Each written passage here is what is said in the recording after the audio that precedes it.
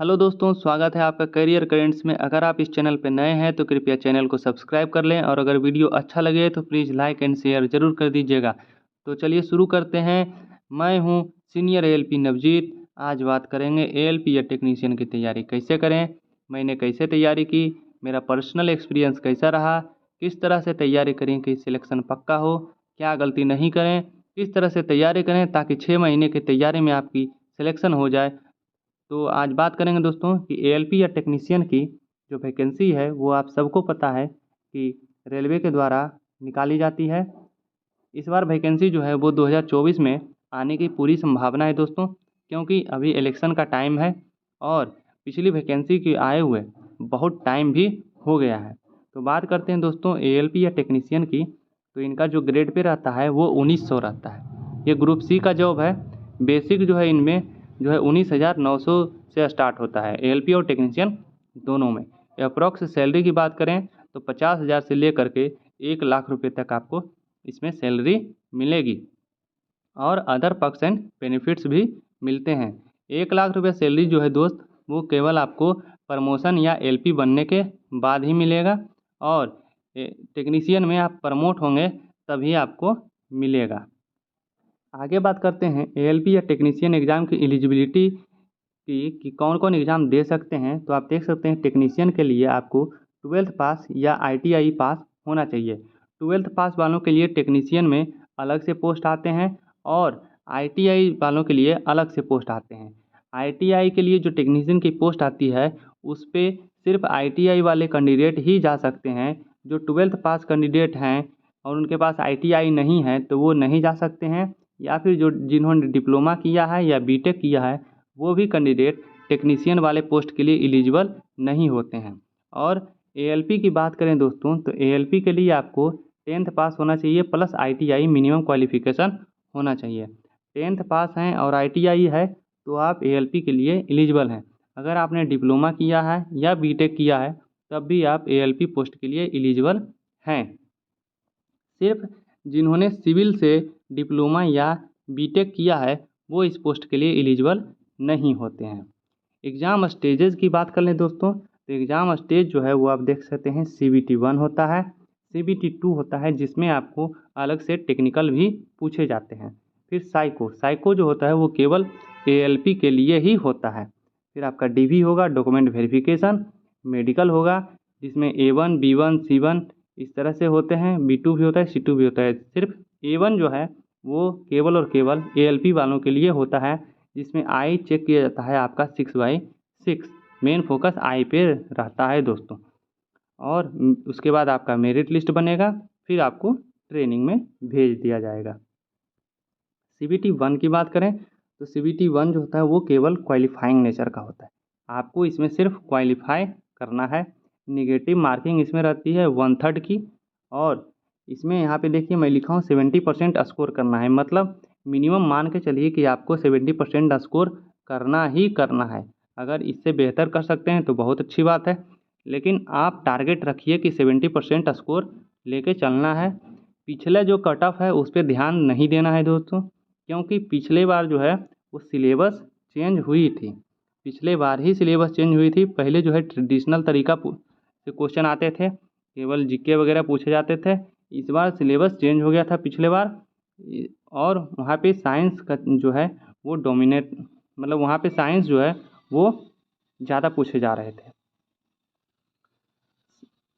Exam pattern की बात करें CBT 1 का तो CBT 1 के एग्ज़ाम में आप देख सकते हैं मैथ से 20 क्वेश्चन, रीजनिंग से 25 क्वेश्चन, जनरल साइंस से 20 क्वेश्चन और जनरल अवेयरनेस से 10 क्वेश्चन रहते हैं। यहाँ पे गलती क्या होता है दोस्त कि हम लोग देखते हैं कि जो लोग मान लिया कि साइंस पढ़ने में लगे हुए हैं या मैथ पढ़ने में लगे हुए हैं तो क्या होता है कि मैथ पढ़ने में लगे, मैथ ही पढ़ते रह गए पूरा दिन पूरी रात, मैथ ही लगे हुए हैं, केवल मैथ मैथ मैथ मैथ। और रीजनिंग पढ़ेंगे तो केवल रीजनिंग में पढ़ते रह जाएंगे। साइंस पढ़ने के लिए शुरू करेंगे तो केवल साइंस साइंस पढ़ते रहेंगे। इस तरह से नहीं पढ़ना है।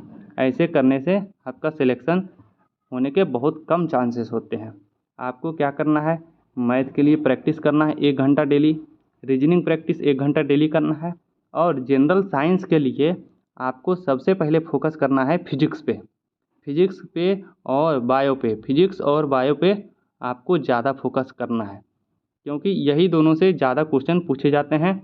और केमिस्ट्री से भी क्वेश्चन पूछे जाते हैं, लेकिन उतने क्वेश्चन नहीं रहते हैं जितने कि फिजिक्स और बायो से रहते हैं।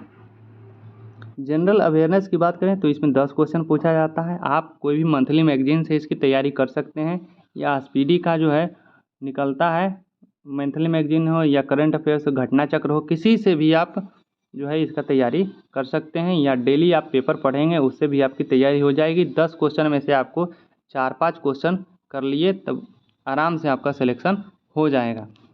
तो बात करते हैं दोस्तों कि मैथ्स में अगर आपने सही से तरीके से पढ़ा, डेली प्रैक्टिस अगर आप करेंगे तो 20 में से आप 17 या 18 क्वेश्चन जो है आराम से कर लेंगे।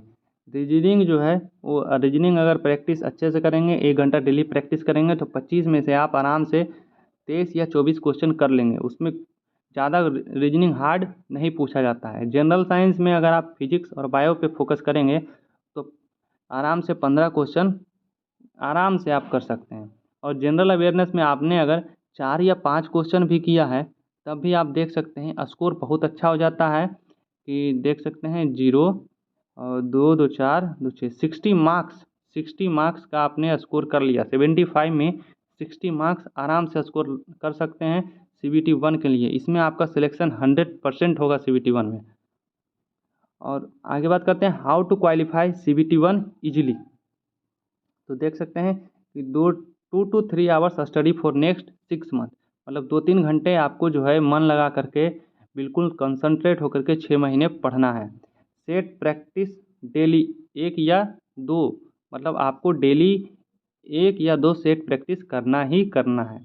Paste syllabus in front of your study table, अपने स्टडी टेबल के सामने सिलेबस जो है वो चिपका दें ताकि आपको सिलेबस ध्यान में रहे। सिलेबस से ही क्वेश्चन आता है दोस्त, उससे बाहर क्वेश्चन नहीं आते हैं। ज्वाइन ए कोचिंग या YouTube channel for weak portion. अगर आपका कोई भी वीक पोर्शन है, सपोज कीजिए किसी का साइंस वीक है, किसी का जीके वीक है या रीजनिंग वीक है, तो इसके लिए आप कोई यूट्यूब चैनल देख सकते हैं या कोचिंग ज्वाइन कर सकते हैं। वहाँ पे आपको अलग अलग तरह के ट्रिक्स बताए जाते हैं, आपको रिवीजन करवाया जाएगा, तो उससे तैयारी आपकी बेहतरीन होती जाएगी, अच्छी होती जाएगी। और स्टार्ट विथ जनरल साइंस, मैंने आपको पहले भी बोला है कि जनरल साइंस से स्टार्ट करेंगे। बहुत सारे जो होते हैं वो मैथ से स्टार्ट करते हैं, ऐसा बिल्कुल नहीं करें। जनरल साइंस से अगर आप स्टार्ट करेंगे और मैथ धीरे धीरे आप 1-1 घंटे डेली प्रैक्टिस करेंगे तो आपकी मैथ भी बेहतर हो जाएगी और जनरल साइंस भी आपका बेहतर हो जाएगा। जिसमें मैं एक बुक रिकमेंड किया हूँ लुसेंट जनरल साइंस बुक के लिए। आप बायोलॉजी, फिजिक्स और केमिस्ट्री, देखिए मैं सीक्वेंस में लिख दिया हूँ, पहले बायोलॉजी पढ़ना है, फिर फिजिक्स पढ़ना है, फिर केमिस्ट्री पढ़ना है।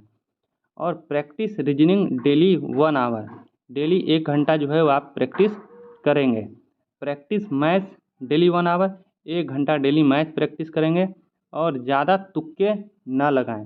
हम लोग क्या होता है दोस्त, इनिशियल में क्या करते हैं कि हम लोग से ज़्यादा क्वेश्चन जब नहीं बनते हैं तो तुक्का लगाना शुरू कर देते हैं कि अरे इतना मतलब कि क्वेश्चन कम आ रहा है, दिमाग में टेंशन आता है। वैसा बिल्कुल नहीं करें। आप जैसे जैसे तैयारी करेंगे आपकी तैयारी बेहतरीन होती जाएगी और नंबर आपके अच्छे आने लगेंगे। आगे बात करते हैं दोस्तों CBT 2 प्लस टेक्निकल की। तो CBT 2 में आपके 2 पार्ट में क्वेश्चन पूछे जाते हैं, part A and part B. Part A जो रहता है वो आपका जनरल क्वेश्चन पूछे जाते हैं और पार्ट बी में टेक्निकल क्वेश्चन पूछे जाते हैं। पार्ट ए की तैयारी आपको कैसे करनी है, तो मैथ, रीजनिंग, साइंस और जीके की तैयारी CBT 1 के तरह ही करनी है। जैसे आप पहले कर रहे थे उसी तरह से तैयारी करनी है। इसमें एग्जाम पैटर्न आप पार्ट ए का देख सकते हैं। इसमें मैथ से 25 क्वेश्चन, रीजनिंग से 25, साइंस एंड इंजीनियरिंग से 40 और जीए से 10 क्वेश्चन, टोटल 100 क्वेश्चन रहेंगे और 90 मिनट का आपको टाइम दिया जाएगा। इंजीनियरिंग वाले पोर्शन में दोस्तों एक ड्राइंग ऐड किया जाता है, इंजीनियरिंग ड्राइंग का पोर्शन आपको ऐड किया जाएगा। तो इसको पढ़ने के लिए आपको क्या करना है, कुछ नहीं, बस यूट्यूब पे जाएंगे और सर्च करेंगे basic drawing for ALP, basic drawing for ALP। वहाँ पे आपको मिल जाएगा 10 से 12 लेक्चर रहेंगे, 10 से 12 लेक्चर रहेंगे यूट्यूब पे, आपको 1-1 घंटे के रहेंगे। इसी को पढ़ लेना है, इससे ज़्यादा क्वेश्चन आपको ड्राइंग में नहीं पूछे जाएंगे। और टेक्निकल की बात करें तो टेक्निकल में आपको 75 क्वेश्चन रहेंगे, टाइम जो है 60 मिनट्स का रहेगा और क्वालिफाइंग नेचर का है। 35% मार्क्स आपको लाना ही लाना है। इसमें आपको रिलैक्सेशन नहीं दिया जाएगा, चाहे आप कोई भी कैटेगरी के हैं, ठीक है। और टेक्निकल के लिए बात करें तो आप ट्रेड बुक आता है, ठीक है, ट्रेड बुक आएगा मार्केट में, अभी भी मिल जाएगा, आप जब भी सर्च करेंगे या फिर फ्लिपकार्ट पे अवेलेबल रहता है, बहुत जगह आपको ट्रेड बुक मिल जाएगा।